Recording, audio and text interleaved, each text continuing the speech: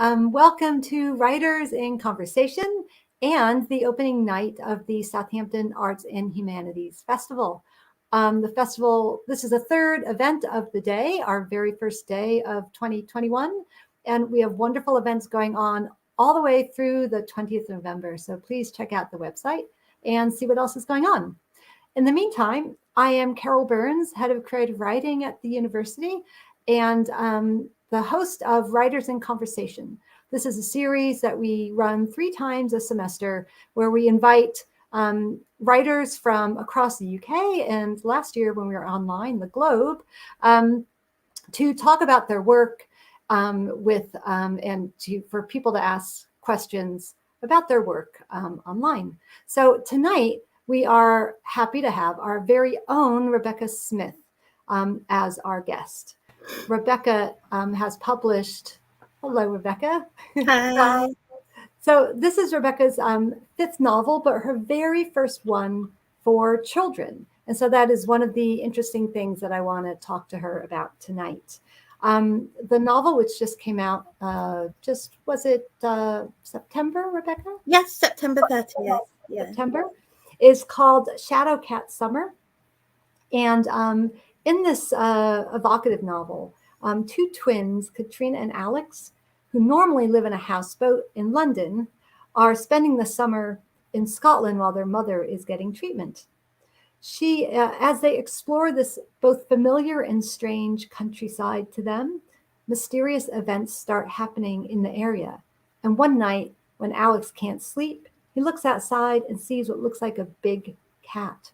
Or does he? So, Rebecca, we've agreed that you're going to read a little bit from the opening of this novel, as well as a section from a very particular point of view. Shall I let the reader figure out what that is? Okay. Okay, great. Okay. Thank you. Shall I do that now? Okay. Yeah. Well, thanks so much for having me on the show. It's lovely to be part of the festival and part of Writers in Conversation. So I'm just going to read you the opening of Shadowcat Summer, which is here. And it starts with Alex and Katrina are at home in London, where they live on a houseboat with their mum, who is a musician, a viola player. And it actually opens while they're at school. And it starts with Katrina's voice, and she's actually in a lesson and she's having to write about, the task is writing about where I live. And I just want to say the book's got, my favourite thing about the book, I don't know if people can see that, is these absolutely gorgeous illustrations by Dawn Treacher. So it starts with a picture of their houseboat that Dawn did. Okay, chapter 1, London. You might think it's lovely living on a houseboat. Sometimes you'll be right. It's lovely when it's sunny and you get up early and see birds and other boats going by and eat your breakfast outside, or stay up late and look at the stars and the lights dancing on the black water. We have a string of coloured light bulbs for parties and paper lanterns, but a lot of the time you'd be wrong. Sometimes it's freezing and smelly and our clothes are never dry.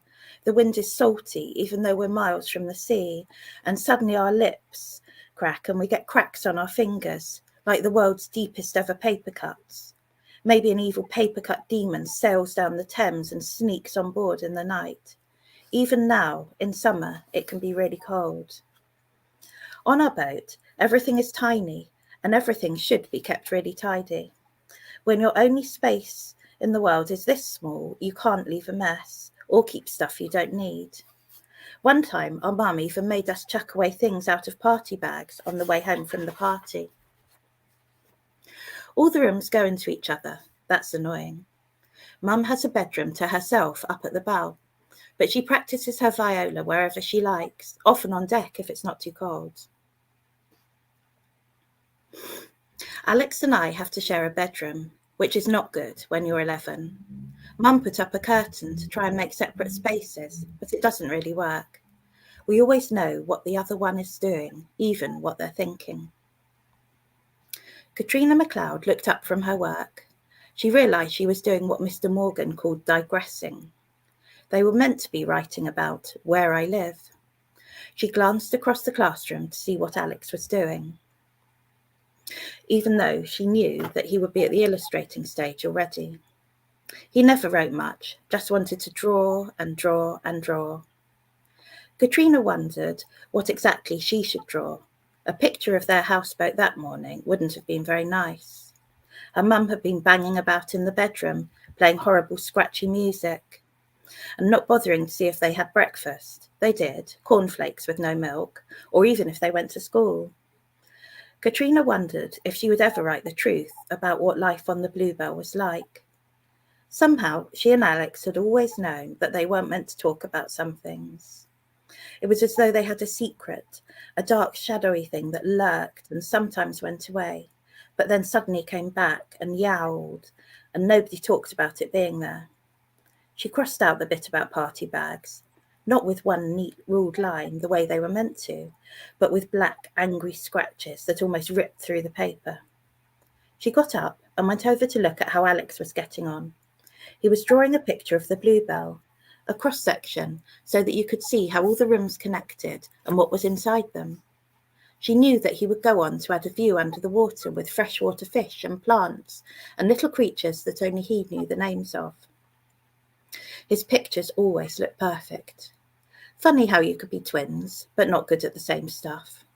She wished she'd got some of the drawing skills, and Alex could have done with a bit more of the boldness that she had, though it was only people he was timid with, the sort of people who laughed when they found out that his real name was Alexei, and who asked rude questions about their dad and how come they couldn't speak Russian. Okay, I'm going to now skip on and read you two really short little bits. So now we're in Scotland. Velvet and darkness, she moves through the night, a silent shadow, claws sheathed. She pads across the needles, pine sharp, knowing everything. Here there were people. Here they sat, scuffed their heavy feet. Wood pigeons roost above her. She smells the warmth of feathers, the soft pink-grey flesh of them. An owl calls, sister owl, fellow hunter. She feels the wind of her wings. She stops, waits, listens, knows, moves on, follows the stream. All creatures must drink. Deer must drink. Deer may be here. Softly, softly, the water falls, down, down between the trees. She meets the moonlight at the lock. Here are rocks, big enough to hide beneath. Here she drinks. Here, sometimes, she brings her feast. At dawn she will hunt, but here, tonight, she sleeps. Actually, that's probably enough, isn't it? Oh, it was wonderful to hear. I'm missing the clapping of a live audience. So I'm going to do my own clapping here. Yeah, well, I love the cat's point of view. I mean, it's just so, it's very slight, it's just a little bit of it. But it has a different rhythm, I think. And even like the fact that it's in bold, like the cat, like a shadow, and like black, like the cat. So can you tell me, do you remember when you first realized you were going to write from the cat's point of view? I can't remember exactly, but I think I pretty much always wanted to do it because I've always been fascinated by animals, and particularly at the time when I was writing it, was kind of obsessed by the idea of big cats wild in the UK. They're known as ABCs, alien big cats. And I grew up in Surrey, where there are lots of stories of the Surrey puma, and my family and we had this sort of whole mythology built up around them. So I'd sort of always been fascinated by the idea of big cats here amongst us, and then interested in the whole sort of rewilding debate. And of course, we don't know exactly how creatures think, because of course their language is different. But having two cats of my own, one sort of imagines one can see what they're thinking. And I guess I just wanted to really try and stay true to the sort of catness of the cat, if you see what I mean. So I didn't want to anthropomorphize the cat, but just to try and really get across what it must be like being this big cat. Mm-hmm. Yeah. And did you do a lot of research about cats? I did For the tons. book? Yeah. I mean, that's one of the Instead really of writing? fun bits of being a writer. One of the many fun bits. Yeah, I read so much and obviously looked at lots of websites and things, but sort of entered as much as I could this whole world of people who run these websites where people post sightings of big cats in the UK. I went to a brilliant talk, actually, this is years ago, by a biologist at the Hawthorne Centre on the Common. Just watched endless documentaries, and it's just absolutely fascinating because every year thousands of people see or think they see an animal that's supposedly not meant to be here. Mm-hmm. So yeah, I was just really fascinated by that whole idea. Was there a favorite fact that you found out that you had to tell everybody about, or was there like a different favorite fact every day? Oh, there are lots of facts, and I guess I really wanted to be sure I was getting the all the nature facts in the book right. Mm-hmm. So I've tried to make it as accurate as it could possibly be in terms of, if there are big cats among us, what will the signs be? How might someone track them? What will they find? But also, I loved reading where people had posted sightings on these websites, and the different details they used. And they almost always would compare the size to some sort of dog, I guess, because that's the reference point. And actually, my brother-in-law, Bruce, he told me about how he's from near Aberdeen. And he told me about going for a walk and just meeting someone walking a pet lion on a lead. There are, and there were these cats out there. Yeah. So, but of course the kids are at the center of the story. Did you find it a challenge right from their point of view? Not especially, because I've always really liked doing child's point of view. Yeah.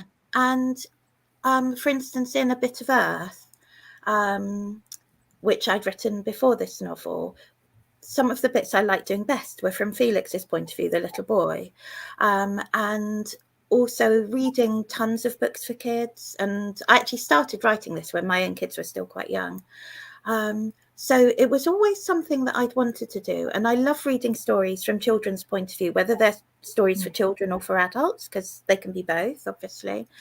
And I suppose just spending lots of time with kids, and I didn't find it particularly challenging. Mm-hmm. I mean, one has to make decisions about the language and so on. And, would this character say this? But just in the way that you would do for any character you're writing. Mm-hmm. Thinking about their diction and their way of thinking and so on. Yeah. Do you feel that you simplify language, or is it maybe more colorful language? I just aim, in all my writing, clarity is always one of my main aims. I didn't particularly simplify the language. And actually, when you read children's books, one of the books that my MA students read, Flora and Ulysses, for slightly younger than this book, and the language in that, some of the words are really, really challenging. Mm-hmm. And I think it's really important it's fine to have things that the child might have to kind of work out a bit from the context what it is. But it's also fine if there are things that they just guess at. And I'm sure we can all remember reading as a child and not being quite sure about some things. But I hope they will be pretty sure about most things. Yeah, yeah. So you've written 4 novels already for adults. I'm just counting my fingers here. Yeah, 4 for adults in this one. Yeah. Yes. And then you wrote this one for children. So why, and given that you could have written this book for adults, because it deals with a lot of adult issues, why did you decide to write it for children? I guess, well, mostly because of the big cat fascination, and the child characters are at the very center of it. And actually, I often think of this thing, and I know I quote it to my students a lot, that Philip Pullman said, of how when he's writing a story, he doesn't actually think about age group. He just thinks about the story, and concentrates on getting the story right, and then sees who it's for. But I did particularly want to write about children having to cope with a parent who's very ill and their dad's completely absent from their lives. And I was very aware of issues around young carers as well. So I guess I wanted to write a book that might be useful or illuminating or helpful or comforting for children who are young carers, but also for children who aren't. One of the main reasons I think we read and children read is to discover about the world, and it helps us empathize with people. But I also absolutely definitely wanted to write an adventure story, and so put all together, it made sense for it to be for children. And I was aware of that as I was writing it, but I was mostly just concentrating on the story and wanting it to be a really good read. Yeah, it was it's one of the things that always strikes me when I read as an adult, kids books. You think it's all going to be like sweet and nice, but actually there's all sorts of difficult issues that children's books deal with. And yeah, absolutely, and often are dealing with them faster than books for adults, to be honest. And I think children's writers and children's publishers are just so tuned into, or try to be, into the world that their readers are facing. So young adult and children's fiction is very much at the forefront of writing about these difficult things. And I remember from other talks with children's writers that one of the elements you want to work into a children's book is that the kids are the active ones. The adults never want to look at the truth, right? And the kids have to do the actions. Is that something that you were aware of as well? Yeah, definitely. I mean, if there is a rule in writing for children, I mean, it doesn't apply for really little children, obviously, but, get the parents off stage. So that's what you do. And you see that going, right back through time with writing for children, if the children are going to be at the centre of the story. And I mean, Alex and Katrina are lucky. They've got this nice aunt and uncle who, of course, don't believe them at first, although their Uncle Archie, even before the children arrive in Scotland, he has had this weird experience where he thinks something's watching him in the garden, and he's a wildlife ranger type person, so he tends to be more, so they're sort of sympathetic, but of course they're saying, no, you're just worried about your mum, so get the adults off stage. Absolutely, definitely. I want to mention to our audience that we want to get questions from you all, so I'm going to have Rebecca read a little bit more from the middle of the novel, but do get your questions out to us, and we look forward to, Rebecca, I'm sure, looks forward to answering them. So, do you want to go for another reading? Okay, so I thought I'd read a bit more, just picking the book up off the floor. So I'm just going to read you a little bit more. So this is when we're quite well into the adventure, and Alex and Katrina have now, very soon in the story, they go to Scotland to stay with their aunt and uncle while their mum's recovering. And they keep sort of spotting clues, and it's all adding up to them that there is this big cat out there. So they decide that they're going to try and lure it and get a photo of it. So they're up in this barn, this sort of hayloft place, and they've sneaked out to spend the night there. And Sandy, who's their friend, who lives on the next door farm, and it's a beef farm, and he's brought along these stakes. And so they've got the stake sort of dangling on this string along with some tent pegs that they found in the barn to sort of jangle. So if the cat comes in the night to get the stake, it'll all jangle. So the children have settled down for the night in the barn. Students on my MA module at the moment, they will probably see how I sort of learned from How I Live Now, with this sort of wonderful barn sort of space that the children have. So there's a bit of How I Live Now's barn in here too. Okay, so here we are, and they're up in the barn, and it's night. All they could do was wait. They heard an owl calling and another answer it. They could hear the wind in the trees. A dog was barking somewhere far away. That sounds like Jet, said Sandy. She might be barking at something, whispered Alex. Shush, said Katrina, louder than either of their whispers. The straw smelt dusty but sweet. But we have to try really hard to keep awake. She couldn't help yawning. We shouldn't have made it so comfy. Shh, said Alex. They lay there in the darkness. There were some strange but very quiet rustlings coming from somewhere inside the barn. Probably only mice, whispered Sandy, sounding as though he was already asleep. Katrina wished that she didn't know how spidery the hayloft was. It wasn't that she was scared of spiders. It was just that... Alex kept his eyes open. It was surprising how much he could see in the dark, but then how powerful would a cat's vision be? He tried to have interesting thoughts to keep himself awake. The silhouette of a cat on the roof, the deer in the tree, the wounds on the heifer, the scratch marks, Gertie being gone. Gertie was one of their aunt's hens. And then Mum. He couldn't help but think about her. He could hear the others breathing, soft and even. He couldn't help but drift towards sleep. His mother was playing her viola. It was jangly music. He couldn't see her, but he knew she was there. He couldn't get up. She was playing the viola, but the bow was going across his leg, backwards and forwards. It was horrible music. It didn't make any sense, and he wanted her to stop. He was awake. It was pitch black. The string was moving. The pegs clanged. It's here, he hissed. Wake up, it's here. He reached for the torch. He could sense Sandy reaching for his phone. No, he hissed. The camera flashed and flashed again. There was nothing in the torch's beam. It swung round the barn. Nothing. The stake was gone. Whatever had taken it was gone. So they think, of course, that the cat has taken it, and it probably has. Yeah. I like also in that scene how because the twins are vegetarians, how the two vegetarians like get their friend to bring a piece of steak over, and they're like, "Ooh." Very funny. Yeah, I do have lots of vegetarian characters in my books, actually. Yeah.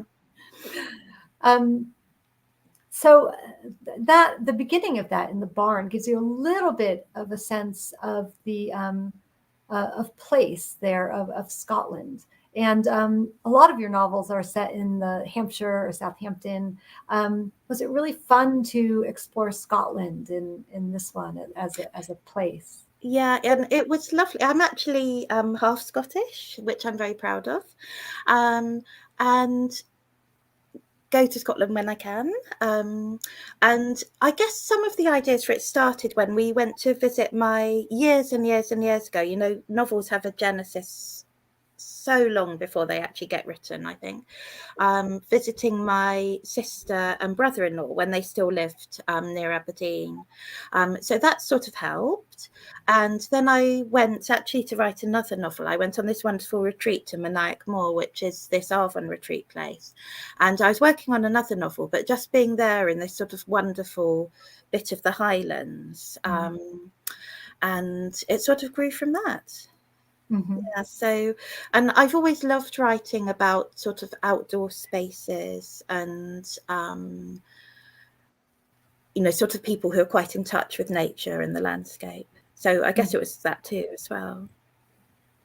And that is actually related to another question I was going to ask you about how a lot of your characters in your novels are you know, they're Archie's a ranger, somebody else, you know, they're involved with animals or nature. Are you a wannabe naturalist? I mean, how does this happen?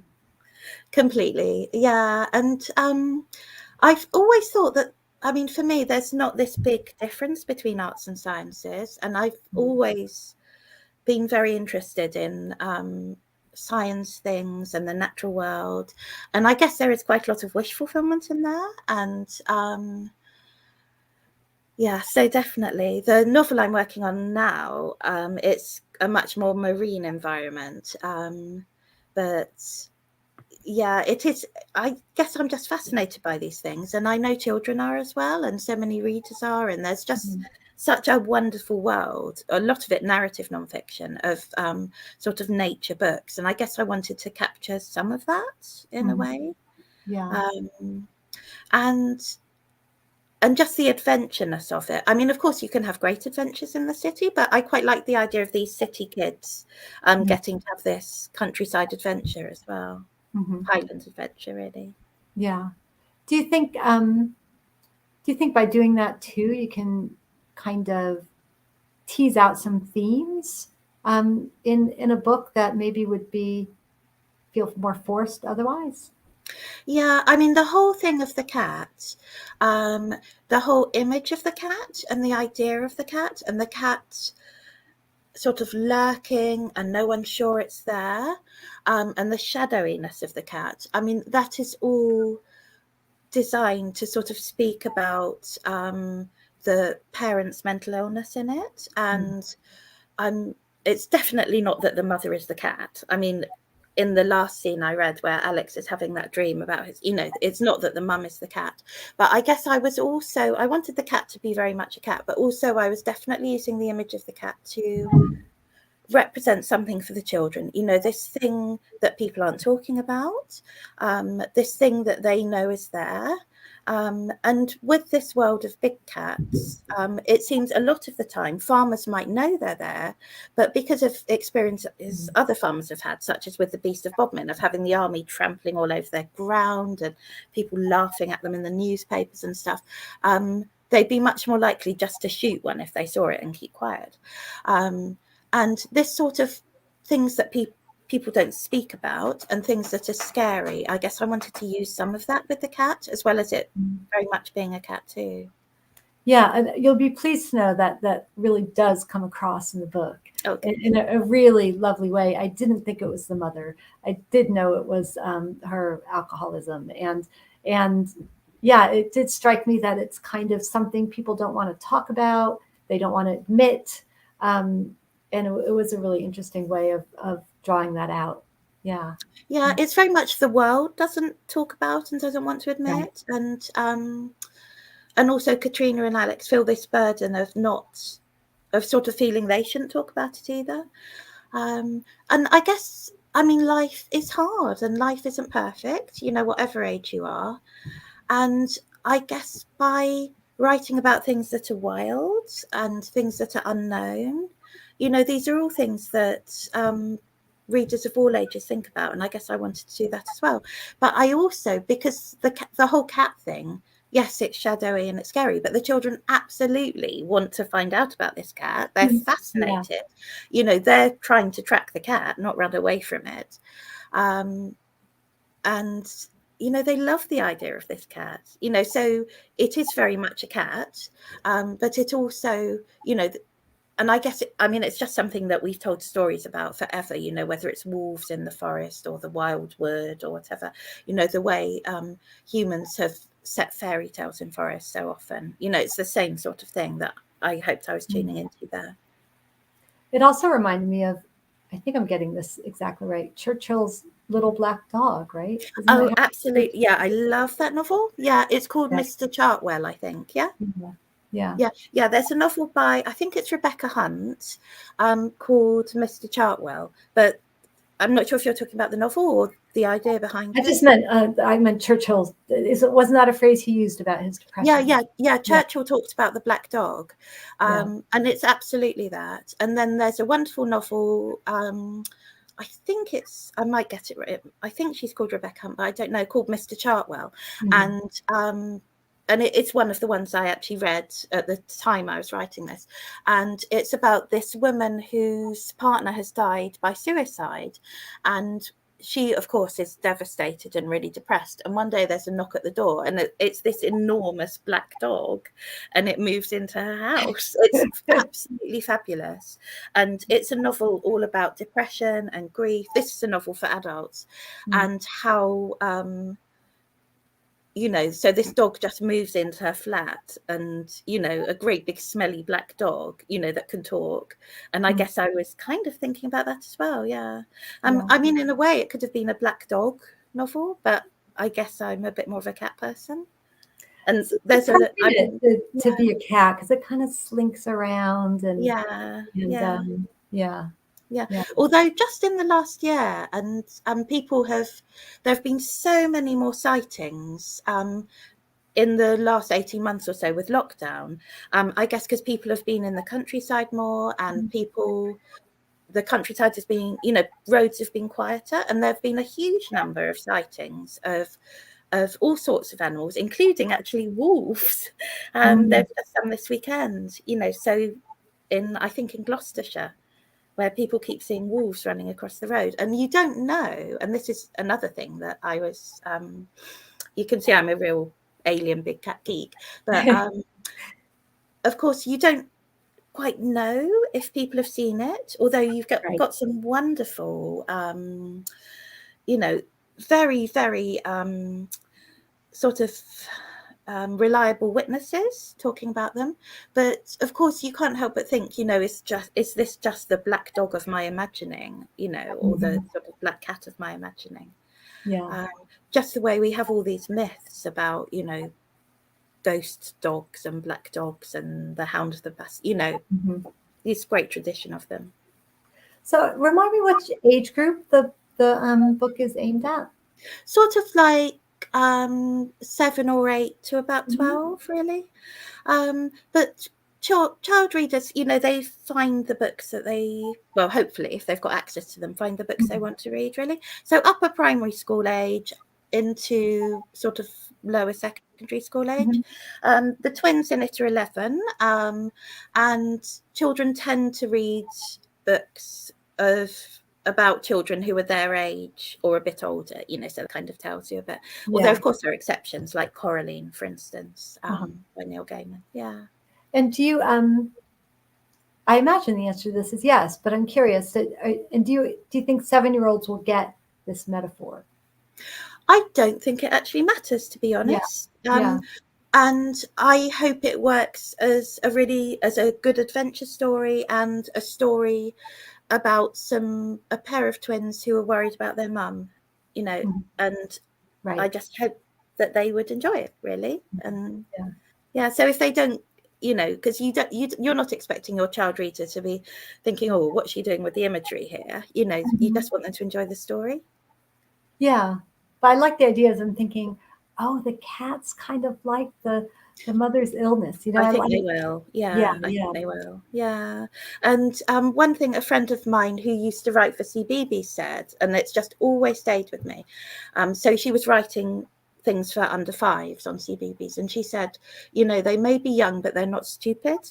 And just because someone's really young doesn't mean they don't get things. Right. Yeah. So I am pleased to say we have our first question from the audience from Karis. Hello, Karis. Are you hoping to write more children's books? And by the way, she's loving the reading. Oh, thank you. Yes, actually. So the book, when I thought of this book, as people so often do with children's books, I did have this sort of trilogy idea, but I've only written the first one so far. But it ends with the children. Oh, plot spoiler here. But I do have ideas for 2 more. And in the next one, I want them to go to Russia, and I want to do something about Siberian tigers and Amur leopards.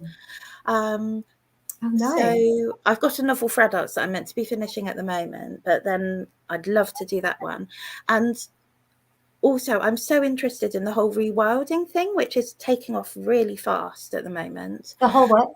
Rewilding, so bringing back these predators that should be there. But I mean, we tend to think of the top predators, like the lynx and the wolf and the bear and so on.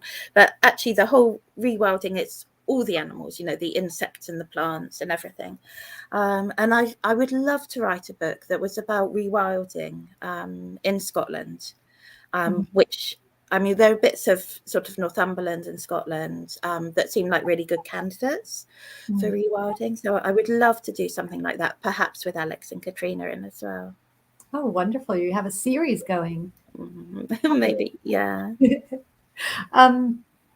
Now, speaking of other books, you're the 5 times grandniece of Jane Austen, and your last Jane Austen, well, you had 2 books, Jane Austen's Guide to Style, I believe it's called, and Jane Austen's Guide to Writing. So yeah, Jane Austen's Guide to Modern Life's Dilemma. So yes. it's a sort of agony aunt book. Yeah. Yes. So and it does occur to me that this this book is written a bit in the kind of free indirect discourse. Is Yes. that Yeah. So what else do you steal from Jane? Oh, yeah. Oh, I don't know if she was. Do you know she didn't actually write about cats much at all. Right. So not much here. And I think the only mention of cats in her work is where Mary Crawford says in Mansfield Park how she, and I think she's talking about Fanny Price, if they're left there, they'll be as dull as two cats. But you know, sort of dogs feature a bit more. Goodness. Well, definitely the free and direct narration. And I've always liked writing third person, just because it gives you so much more scope, and having this quite sort of narrow point of view. I just love doing that as a writer, because you sort of have all the sort of intimacy, or nearly all, of first person, plus you can do a whole lot more on the side. So cool. I hadn't even thought about Jane Austen in this book at all, really. Well, what about your writing in your other writings? Yeah, I mean, with the Ash Museum, loads actually. And for instance, one of the things that she's influenced me over the years is the way that she uses sort of reflections and contrasting characters in her work. And I guess I've got that in Shadowcat Summer as well. And I love the way that she will, you know, have a set of cousins, or three sisters, or five sisters, or two sisters, or whatever, and show how things play out in different ways with these sort of parallel characters, and the different choices they make. And I guess I was doing that in Shadowcat Summer as well. So I deliberately, with Sandy, so he's the boy who lives on the farm next to them, and he has got both parents, and they're rich, which Alex and Katrina's mum, being a musician, you know, of course she hasn't got any money. But so Sandy's rich, he's got a big family, but his mum's actually incredibly strict and rather mean, and his dad's pretty no nonsense. And when the twins go round to his bedroom, there's all this business with them, you know, they've got two kitchens and, you know, 3 doors to the house, whereas the twins live on a houseboat that doesn't even have like a proper front door. And they see his bedroom and it just seems really sterile and plain, and he's got this pin board with nothing on. So I guess I wanted to sort of show, you know, so for these children, Alex and Katrina, things are really tough, but actually things can be really tough in other ways for a child who might seem to have everything. And that one of the happy things that happens in the book, it does actually have a pretty happy ending. It's the friendship that grows between these children from opposite ends of the British Isles. So I guess I wanted to show that as well. I take a lot from her. I mean, her clarity, which I know I said before, I'm always going on about clarity. The way she moves plots on using dialogue, the sort of nuance in sort of little gestures and things. I guess that's really important. I think her plotting as well, and the way she doesn't hang about and she doesn't waste words on things that she doesn't need to. That's definitely something I learned from her. So, for instance, when in Pride and Prejudice, where we've got Elizabeth and the gardeners, and just in a really short paragraph, Jane Austen gets them from Longbourn to Pemberley, well, to the village outside Pemberley, you know, and that sort of economy when you need it. Well, that must be incredibly helpful when writing a kid's book, right? Yeah. Yeah. You absolutely have to make sure you aren't boring. So, you know, that is, and of course you have to think about that all the time with adult readers, but for child readers it's even more important, you know, because an adult will cut you a bit more slack as a reader and, you know, be more likely to plow on with something. But of course you don't want them to feel they're plowing on, but with a child reader there's no way that they're going to do that. Yeah. So we have another question from the audience, and I really encourage the rest of you to send questions in. We'd love to hear from you. So this question is, how do you get enough writing in around your very busy job as a lecturer? It's tough, actually. It's really tough. I've actually found it harder as I've got older. I think I've become a slower writer, but somehow I manage. I mean, you should see the rest of the room. You've got a little bit of backdrop here. You have to choose the things you do and you don't do. You have to make the most of the time that you have got, which means trying to work incredibly hard in the vacations. At the moment, I'm actually trying to do that, that National Novel Writing Month thing. Oh, Nano. Yeah, but I've tried it before, but because I'm sort of nearly at the end of this novel I'm working on at the moment. But I thought, well, if I try and do this, that'll help me get words down. It's difficult, and the writing life, I mean, it's really not something to complain about. We're really, really lucky. But there are things that you can't do and you don't do because you sort of feel when you're not writing, you feel like you should be writing. So, the garden gets messy and, other things get neglected. I will not bring my laptop out to my garden because talk about unintended. I mean, at least in autumn, everything's meant to be dying and looking messy and, it doesn't really matter so much. Absolutely. Yeah. So something you said earlier made me want to ask you about the mother in this book. I really like how she is obviously flawed, but I still really care about her. And I was wondering how you manage that. Well, the twins absolutely adore her and she adores them. And what she's suffering from is an illness. And that's something, there is this sort of scene in the middle of the book where the twins are talking to their Auntie Clara, who's her sister, about it. And she's stressing to them, look, it's an illness, and helps them to understand that.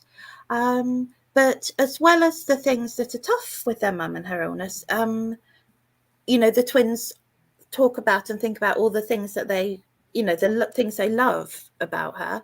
And I hope to get across that overwhelming, all conquering love.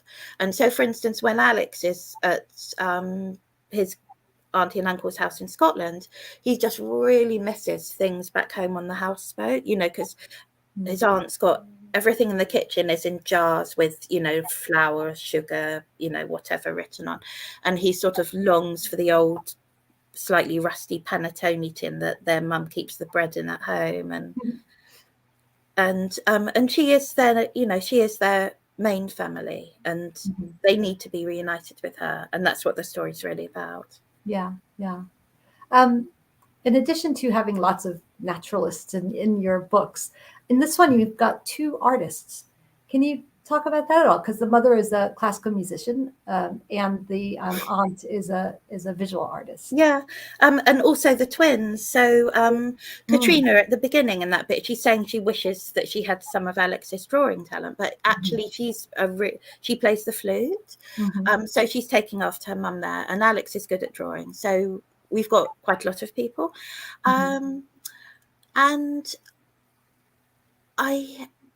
and I definitely wasn't saying that if you're, and they do have a conversation about this, that if you're going to be an artist, mental ill health is all part of it, because it doesn't have to be.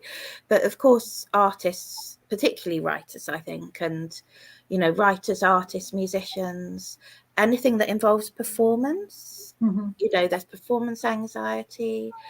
And I guess I wanted the mum to be wonderful, and she's a musician and she's very good. Although I did make her a viola player, and apologies to any viola players, because I found out that actually it's kind of like the joke instrument of the orchestra, and people tell me jokes about viola players and violas. In what way is it the joke instrument? I don't know.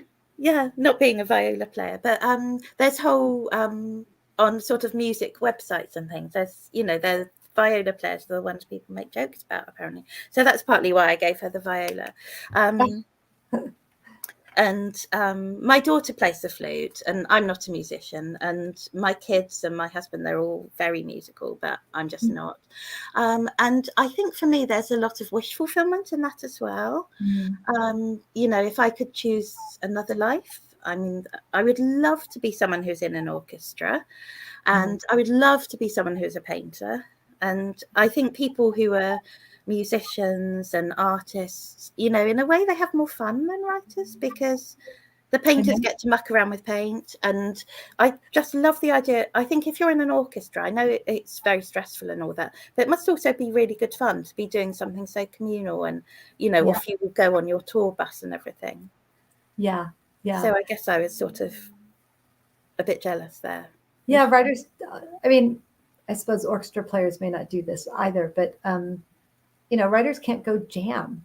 You can't just like walk in with your flute and with your pen. You bring your pen, I'll bring my pen, and we'll jam. It doesn't happen. I guess, I mean, unless, you know, for spoken word people, you know, they can do it a bit, can't they? But it's still pretty much solitary business. Yeah. And I guess I also wanted to show, although the novel's about the children, and it does talk about them drawing and making stuff with clay, and there's quite a long, important passage where Alex is drawing, and that's actually the first time he sees the cat, when he's just fallen asleep trying to draw cats. But I guess I wanted to show their inner lives as well, and I think showing the creative life of the characters is this good way of showing it. But we all know that, you know, sort of there are too many, you know, the writer as a character in a novel is kind of a bit annoying, so I wasn't going to do that. I try to avoid that as well. Yeah. So we have another question from Karis. Thank you, Karis. Did you particularly use the Scottish language or dialect in Shadowcat Summer? And if so, was accuracy a concern? I used a bit, but I tried to get things right. And what I tried to do was at least get the kind of rhythms of the way people spoke right. But not, I'm terrible when I'm reading. I'm just the world's worst person at doing accents. I wish I could do accents. And then when I did Uncle Archie or Sandy, I could give them, you know, this sort of north of Inverness accent, but I can't. So I was using, I mean, I sort of peppered the dialect of the Scots with a few sort of Scottish sort of words here and there, but not actually nearly as many as, say, my brilliant brother-in-law Bruce, the Aberdonian, uses. So I didn't want to get things wrong, but I did want to sort of communicate this sort of quality and rhythm, so that I hope when people read it, they'll be reading it with Scottish accents in their head. And I was sort of trying to write with a Scottish accent in my head, even though I'm rubbish at reading out loud. Well, I thought you were also very good at not overusing the we. W-E-E. Yeah. Because there's quite that's a few risk, eyes, right? To make it just ridiculous. I know, and because you don't want to ham it up as well, you know, that's one of the tricky things. So I do use I quite a lot, you know, A-Y-E, but and there's one of the things, incidents where Katrina goes with this vet who's friends with the aunt and uncle on a visit because she wants to be a vet, and there's this old lady, and I sort of tried to get her voice right as well, but I hope I have. You know, Scottish people have read it and not said rude things to me about it, so fingers crossed it's okay. You've not been shamed on Twitter yet? Not yet, no. So as you know, I teach a module which you helped out on this year, Great Writer Steal. Can you talk about some of your writerly influences? For this book a bit, maybe children's literature first, but then of course I'd love to hear about you know, other writerly influences as well. Yeah, in terms of sort of writerly ambitions, I've always massively admired writers like, for instance, Nina Borden, who have written wonderful novels for adults and for children. Penelope Lively, for instance. And it was sort of my dream to be one of these writers who can do both. Not because just because I just think, wow, you know, to be able to tell stories, and I guess I think a lot about storytelling, you know, for different ages, you know, so I guess I kind of wanted to be like that, sort of like Nina Borden, I guess. But and in you're terms of doing it this, now, though, aren't you? sorry? You're doing it now. Well, a little bit, you know, starting out. For this novel, I mean, the influences go back to when I was really small, and Olga de Polga, which has this wonderful Surrey Puma chapter, and also one of my first love books called Susan, Bill and the Wolf Dog, which is about these children, and they're living next door to, and there's this big estate with this sort of grumpy old man who's got an Alsatian that's like a wolf dog. But then also I do read lots of contemporary children's fiction, and this is one of the joys of teaching and writing at the same time. And when you're teaching writing for children, it's absolutely essential that you're reading what's being published at the moment. One of the books that I adore that is on my reading list is called The One and Only Ivan, and it's based on this true story of a gorilla. And of course now I've completely forgotten the name of the author. It's wonderful, and it's actually first person and told in the gorilla's voice. And I actually read it after I'd done multiple drafts of this book, but I absolutely love that book. And it's just so moving and just so beautifully written, also so funny. So yeah, so I think, you know, so that I'm quite an omnivorous reader, really. Lots of different things. Yeah. Even if you are a vegetarian in life. Yes. Yeah. Yeah. No, I love just reading all sorts of different. And at the moment, I've been reading crime and books about writing crime, because there's quite a lot of crime in the book I'm working on at the moment. So, and I hope it's not because I'm a sort of jack of all trades, but I do feel a bit compelled to sort of have a go at different things. Yeah. Yeah. But I think it's partly that each book one writes is kind of a reaction to the one that went before. So having written something that took a long time and was quite emotionally grueling with the Ash Museum, I sort of wanted to write something that was funny. So I've got a book where lots of people are killing each other. You just have a cat killing lambs now. Oh. Well, no, I mean, in this book, it's actually it's pretty gruesome, actually. Yeah. Yeah. So, all right. So this Shadowcat Summer reads like it just kind of unfurled, right? It reads like it came so easily. What was the hardest part about writing the book, do you think?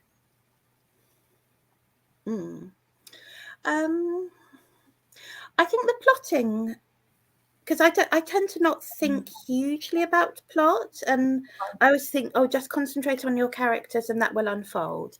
But I had to make really, really sure with this book that the plot absolutely stood up in terms of, and it's a bit like a murder mystery, really, in terms of planting the clues in the book. So the clues for the children, and the clues for the reader about the cat, but because they're getting the cat's point of view, they know the reader knows the cat is really there, even though the twins don't. And so sort of meshing those things together, and with it's sort of like with the release of the evidence of the cat. And I think it was a bit like plotting a murder mystery, really, in terms of what information you're going to give to the reader and to the characters, you know, because Alex and Katrina are sort of detective equivalents, really, in this. So it really, so I think that was quite difficult to do. But I hope I pulled it off. I think so. Yeah, I think that was probably the toughest thing. Yeah. So we have another 5 minutes, although if we get a lot of questions, we could stay on a little longer. But we do have a question from Luca. Thank you very much, Luca. How do you make sure that the dialogue matches the character's age? I always read it out loud to myself. I guess also I actually wrote the first draft of this when my own kids were around the sort of age of Alex and Katrina, which is a really long time ago. So I was around kids a lot. and listening to kids talking all the time, having their friends round, watching kids' TV, watching children's films, reading books for children. So sort of very immersed in that world. And I think if you want to write for children, you have to really immerse yourself in that world, because your readers aren't, it's not just about the books, because your readers aren't just going to be consuming books, you know, it's all the other stuff as well. And also making sure that each voice was different. So Alex and Katrina are twins, so lots of the words they use might be the same, but actually their characters are very different. Katrina talks more. Alex is much more sort of introverted and locked in, but they're still from exactly the same, you know, backgrounds and so on. So whereas Sandy, he's the son of these Scottish farmers, and I had to make sure that his way of talking would be exactly like that. I think the most useful thing you can do is read it out loud to yourself. And I always make sure I can hear their voices in my head as I'm working, and I will read it out loud to myself. I mean, I tend to read it out loud quietly to myself, but, you know, I'll be sounding it out all the time. So, and just sort of knowing the people you're writing about as well, I think is really important. Do you have people that you share your work with to get feedback? Not very much, actually. So with this one, I mean, Steve, my husband, he tends to read things. And I often wish I was part of a writing group, but I'm actually not. And my agent read it, and, you know, a few people read it, but not really. And I tend to like to get things to being a pretty respectable draft before I share it with people. Which is a risky strategy, because you might get it completely wrong and you spent all that time on it. So I can really see the benefits of sharing things earlier and sharing bits as you go along. Were you tempted to find a child to read this one? I think my kids did read it, actually, and they're about the right sort of age for it, so they did read it. But your own children and children you know aren't going to be very good critics, because they're likely to say, yeah, it's great, Mum, or yeah, it's all right, Mum. You know, that's all you're going to get, really. Yeah. Right, we have a question from Rosie, who would like to know, did you read Marianne Dreams as a child? Whatever she draws with her grandmother's pencil appears in her dreams. I did, Rosie. It's one of my all-time favourite books. And it made a really huge impression on me, because it's just got such a wonderful sort of, I was going to say smoky atmosphere, but sort of misty, ethereal. I absolutely loved it. And I think these early reading experiences are, I mean, if you're lucky to be a kid who grows up with lots of books, and of course people come to it later as well, but it just really makes you as a writer. And I think it's these early experiences. And with this book, it really, I think it goes back to being frightened of Olga de Polga when she sees the Surrey puma in some ways. But I love Marianne Dreams, and I love Charlotte Sometimes, and the two books often seem to go together as well. So I don't know Marianne Dreams. In fact, most of the children's book you've mentioned, and maybe because I'm American, I'm not familiar with them. But so is that a book at what age? It's not a picture book. No, it's for kind of, I don't know, probably similar age to mine. I guess sort of like 9 to 12 sort of thing. I don't know. I haven't read it for years, but I have such vivid memories of it. And I guess that's kind of what, you know, that's one's dream as a writer. Great. Well, I think that we may, unless another question comes in really, really quickly, we may let Rebecca go this evening. We'll wait for a minute. It's just been great hearing you talk about this book. I really recommend that people take a look at it's published by a small press called Stairwell Books, and I think we're going to be putting up a link so you can see the book. Oh wait, I've been meaning to say that I have a copy of it. There we go. Thank you. There we go. It's a really beautiful cover, and and it's always nice to be supporting small publishers. So go take a peek at it. And I'm also going to look, since it's a show and tell portion of the Writers in Conversation event, show Rebecca's previous book, The Ash Museum, which you can also, if you go on our YouTube channel, you can see Rebecca's talk about the Ash Museum as well from last year, as well as our previous Writers in Conversation. So go check that out. Thank you. Go ahead. No, it's just been really lovely working with these independent presses over the last couple of years. Just brilliant, actually. And Stairwell Books, they're based in York, and they've got quite a northern, you know, sort of York and northern and Scottish sort of focus in their work. And they just seemed perfect for it. And it's so nice working with this sort of small team of them. So, you know, that's just been wonderful. Really, really nice. And the same with Legend Press as well. You know, working with these sort of small but mighty independents is really great. That's wonderful. Well, thank you, Rebecca, so much for talking to us tonight. And thank you for having me. Thank you. Yeah. I want to thank everyone in the audience for coming tonight and for the questions that we have. I also want to thank Dr. Aisha Yahan, who's in the background helping us out, as well as Sylvia Lanati from Public Engagement Unit, who is also sponsoring this wonderful festival. I also want to mention that as part of the festival, we have another Writers in Conversation this coming Monday night with the award-winning children's writer, Patrice Lawrence.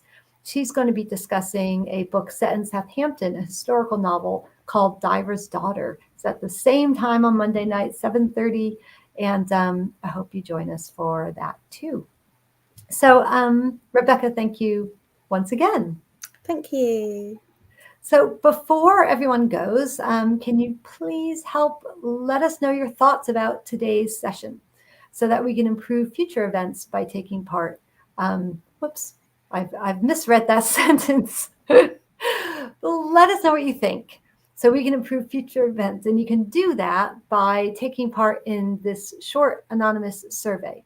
You can scan the QR code with your phone or click on that link there, which I am not going to read out. As I mentioned earlier, the event's part of the wider program of the Southampton Arts and Humanities Festival, and it runs from today till the 20th of November. And you can find out about all the events at the website that you see on the screen as well. Finally, if you can make it to Southampton, don't forget to book your free ticket for Hands-On Humanities Day, which is a week from this Saturday on the 20th of November from 10:30 to 4:30. It's a family-friendly and free event and will take place on the Avenue campus. It will be packed with activities and events accessible to all. And thank you again to Rebecca and everyone else for joining Writers in Conversation, sponsored by the English department at the university. And thank you to the festival as well. Take care all. Bye.